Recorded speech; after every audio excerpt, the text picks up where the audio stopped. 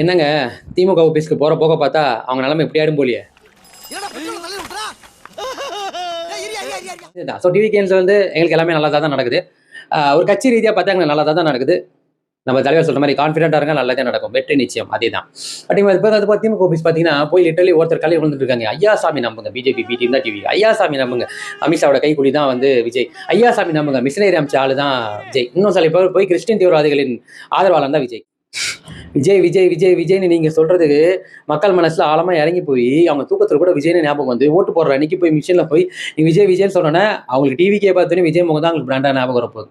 அது என்ன சின்னமா இருந்தாலும் சரி, அங்க அந்த ஆப்போசிட்ல இருக்கிறவருடைய யாரோட முகமா இருந்தாலும் சரி, அவங்களுக்கு விஜய் முகமா தான் தெரிய போகுது. நீங்க என்ன எப்படி புலம்புறீங்க, இவ்வளவு அழுது தள்ளுறீங்க? எனது வீட்டுல கும்பலையா கூட இவ்வளவு அழுக மாட்டாளுங்க, ஆனா நீ இந்த ஆளே அழுகிறியடா. இந்த ஆளே அழுகிற நீ. ஒரு பக்கம் படம் ஜனநாயகன் படம் வராதப்போ என்டிஏ கூட்டணி இழுக்குது, ஆனா அவர் வந்து இன்னும் அதுக்கு விடாப்படியா இருக்காரு, அப்படி இப்படின்னு முட்டு கொடுத்தீங்க.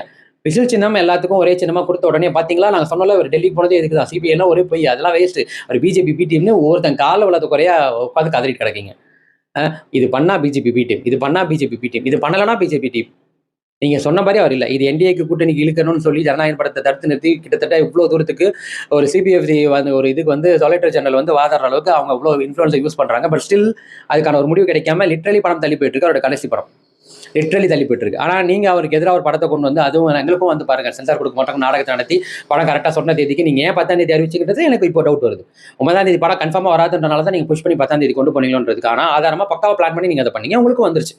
ஆப்வியஸ்லி அதுலயுமே என்ன அரசியல் இருக்குன்றது நீங்களே உங்களுக்கே தெரியும், மனசாரி தொட்டு மக்களுக்குமே அது தெரிஞ்சது. அதனாலதான் படம் நல்லா இருக்கு நல்லா இல்லைன்றதையும் தாண்டி நீங்க ஜனநாயகன் பண்ணதுல உங்களுக்கு சம்மந்தமே இல்லைன்றதையும் தாண்டி அது சம்மந்தமா இருக்கு அப்படின்றது தான் மக்கள் நம்பியிருக்காங்க. அதனாலதான் படம் ஓடல.